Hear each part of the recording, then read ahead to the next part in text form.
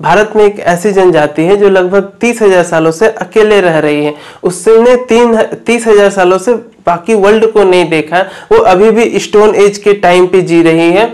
Even जो agriculture 12,000 साल पहले शुरू हुआ था, उसे एग्रीकल्चर भी नहीं आता। वो अभी भी आग पत्थरों को रगड़ के जलाते हैं। आइए इस ट्राइब के बारे में हम लोग जानते हैं। देखिए, भारत में अंडमान एंड निकोबार में एक द्वीप है, एक आइलैंड है जिसे हम लोग नॉर्थ सेंटिनल आइलैंड कहते हैं। यह आइलैंड अंडमान निकोबार के कैपिटल पोर्ट ब्लेयर से 60 किलोमीटर दूर वेस्ट की तरफ में है, बे ऑफ बंगाल की खाड़ी में।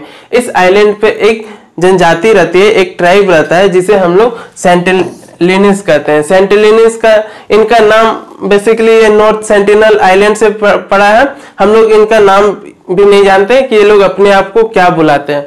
हम लोग इन्हें सेंटिलिनीज कहते हैं। ये जनजाति लगभग 30,000 सालों से इसी आइलैंड पे है। इसी आइलैंड पे इन लोगों का जीवन कट रहा है। इवन ये बाहर की दुनिया के बारे में कुछ जानते भी नहीं। इनके लिए सारा संसार यही है। हालांकि इनके बारे में लोग काफी सालों से जानते हैं। जो पहले के ट्रेवलर्स थे, मार्को पोलो या कोई और, उसने ऐसा बताया कि ये लोग कैनिबल्स होते हैं। कैनिबल्स मतलब जो मनुष्य का मांस खाते हो, नरभक्षी हो, तो उन्होंने इसे कैनिबल्स कहा। इवन और भी बहुत सारे ट्रेवलर्स थे जिन्होंने इन ट्राइब्स को कैनिबल्स कहा, मतलब नरभक्षी होते हैं। जब अंग्रेज भारत आए तो अंग्रेजों को इनके बारे में पता चला, तो ये लोग अपने टाइम पे एक्सपीडिशन के लिए भेजते रहते थे कि इनसे संपर्क हो, इनसे फ्रेंडली रिलेशंस बने। बट कभी ऐसा हो नहीं पाया, क्योंकि ये प्रजाति जो है ना, ये काफी होस्टाइल है। ये बाहरी दुनिया से मिलना नहीं चाहते। कोई भी जाता है तो ये तीर धनुष के साथ उनका स्वागत करते हैं। तो 1966 में एक इंग्लैंड का नेवल ऑफिसर था जिसका नाम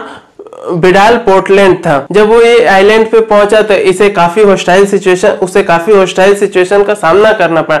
उसके साथ कई सारे सैनिक गए हुए थे।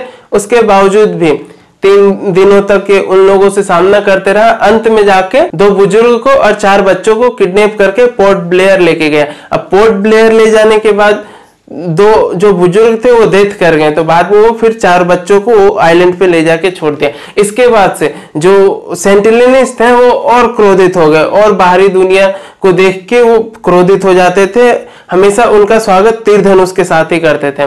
जब भारत आजाद हुआ तो 1956 में भारत ने एक पॉलिसी लेके आई, tribal reserve and protected area. मतलब इसके आसपास का 5 किलोमीटर का एरिया प्रोटेक्टेड रहेगा। इसमें ना कोई बाहरी व्यक्ति जा सकता। ये एरिया इन लोगों के लिए ही रखा जाएगा। उसके बाद भारत सरकार ने फ्रेंडली रिलेशन बनाने के लिए अपने एक्सपीडिशन भेजने शुरू किए। फर्स्ट एक्सपीडिशन जाता है 1967 में।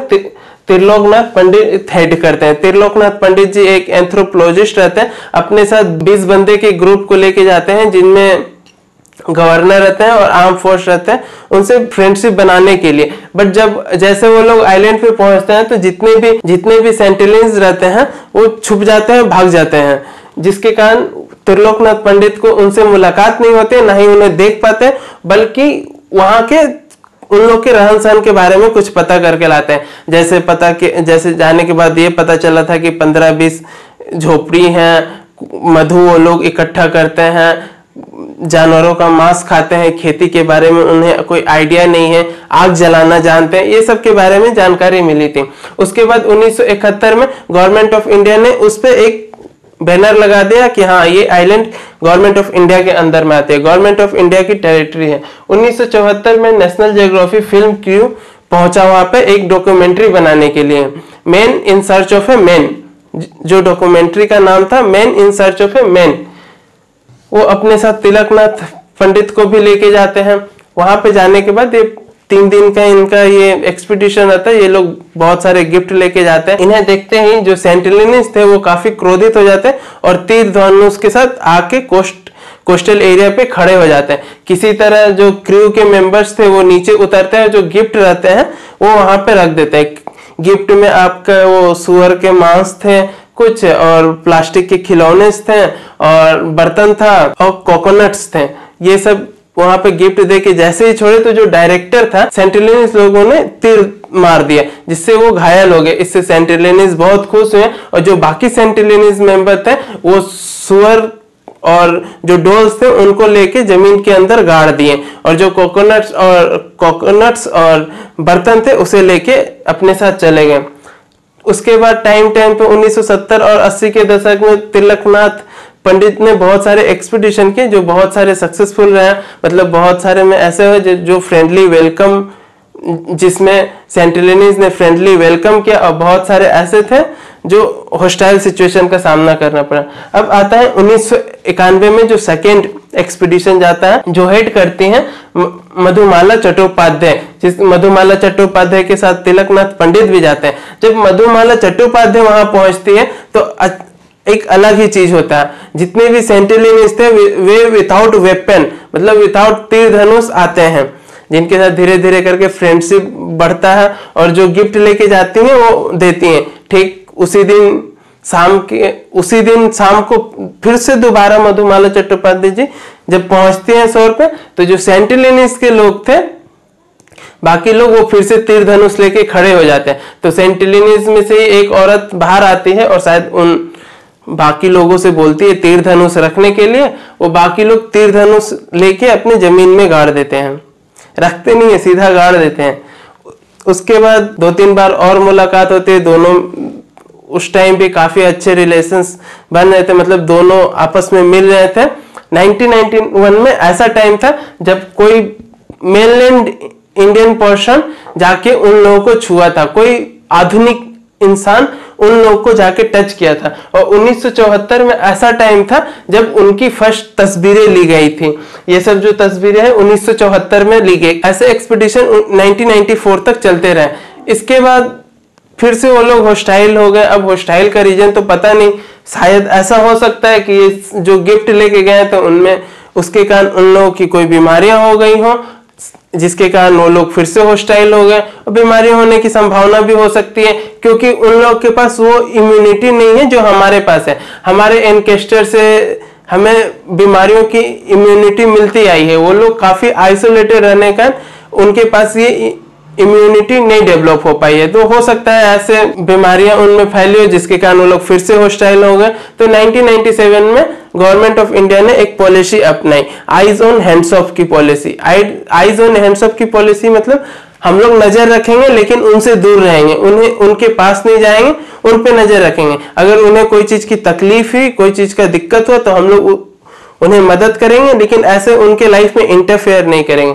ठीक वैसे 2004 में जब सुनामी आता है तो गवर्नमेंट ऑफ इंडिया अपने सर्वे के लिए लोगों को भेजती है हेलीकॉप्टर के द्वारा। तो हेलीकॉप्टर पे फिर से आक्रमण होने लगता है। अब हेलीकॉप्टर पर आक्रमण होता है तो पायलट वायलट जो भी रहते हैं कि हाँ ये लोग ठीक है, सही से इन लोगों का फिजिकल हेल्थ ठीक है, और वो लोग वापस आ जाते हैं। 2006 में एक और इंसिडेंट सामने आता है जिसमें 2 मछुआरा गलती से भटक के नॉर्थ सेंटिलिनल आइलैंड के पास पहुंच जाते हैं, जिसके कारण वो लोग दोनों मारे जाते हैं। 2018 में एक घटना घटती है। अमेरिका का एक मिशनरी था जिसका नाम जॉन एलिन चाउ था। वो अपने रिलीजियस को लेके इतना ऑब्सेस्ड हो गया था, क्रिश्चियनिटी को लेके इतना ऑब्सेस्ड हो गया था कि उसे लगता था कि ये ऐसी एक ट्राइब है, लास्ट ट्राइब है जो ईश्वर के बारे में नहीं जानती है, मैं इसे क्रिश्चियनिटी का पाठ पढ़ाऊं। अमेरिका से आया वो, भारत सरकार तो इस आइलैंड को बैन करके रखी है नॉर्मल इंसान के लिए। तो मछुआरों को घूस उस देके वहां पे पहुंचा, अपने साथ एक छोटा सा पटवार लेके गया था जिससे वो मछुआरे के नाव से उतर के वहां पे जा सके, क्योंकि मछुआरा तो वहां जाने से रहा। अब वहां जाने 15 नवंबर 2018 को वहां पहुंचता है।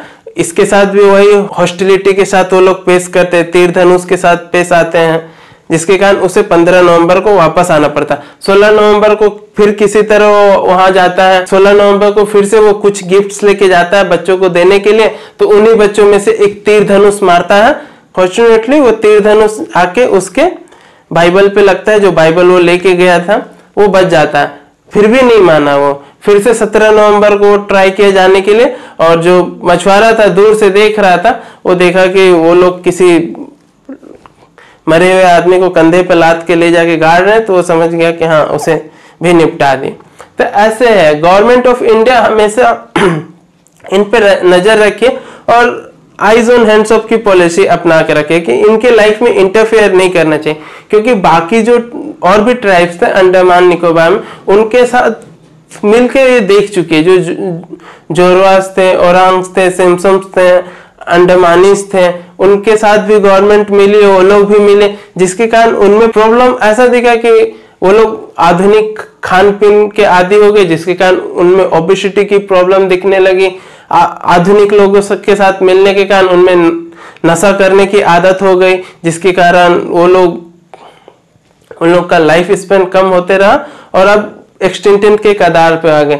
ये ट्राइब एक ऐसा है जो 30,000 सालों से सस्टेनेबली रह रहा है वहां पर, एक छोटे से आइलैंड में। आइलैंड मात्र 60 स्क्वायर किलोमीटर का है, जिसमें ये लोग 50 से 500 के बीच में है। ठीक है, ये लोग काफी हट्टे कट्टे हैं, इनमें ना ही ओबेसिटी ना ही माल न्यूट्रिशन देखने को मिलता है, इवन ना ही वहां की प्रकृति को कोई नुकसान पहुंचा है। ठीक है, ये लोग इतने अच्छे से सस्टेनेबली रह रहे हैं, ना ही कभी ओवर पॉपुलेट हुए हैं, ना ही वहां के नेचुरल रिसोर्स खत्म हुए। अभी जैसे इंसान हम लोग या तो कहीं ओवर पॉपुलेट हो जा रहे हैं और सारे रिसोर्स खत्म कर दे रहे हैं। वो लोग एक छोटे से जगह में ना ही ओवर पॉपुलेट हुए हैं और ना ही उनके रिसोर्सेस कम हुए हैं। मतलब रिसोर्सेस मतलब हंटिंग करते थे जानवरों की, ना ही वो हंटिंग के कारण जानवरों का अंत हुआ है और ना ही पेड़ पौधे का काटना हुआ है। तो ऐसे करके ये लोग अपना जीवन यापन करते हैं। गवर्नमेंट ऑफ इंडिया की पॉलिसी जो है वो काफी सही है, ऐसा ही होना चाहिए। ये लोग जैसे उनके हाल पे इनको छोड़ देना चाहिए। हाँ, इन पे आप नजर रखो, इन पे निगरानी रखो, बट इनके लाइफ में इंटरफेयर करने से इनकी लाइफ और खराब हो जाएगी अच्छे होने के बजाय। ये लोग काफी खुश रहते हैं, काफी हैप्पी रहते हैं वो छोटे से जगह में, इन्हें वैसे ही रखना चाहिए। ये था हमारा आज का वीडियो में, मिलते हैं अगले वीडियो में। धन्यवाद।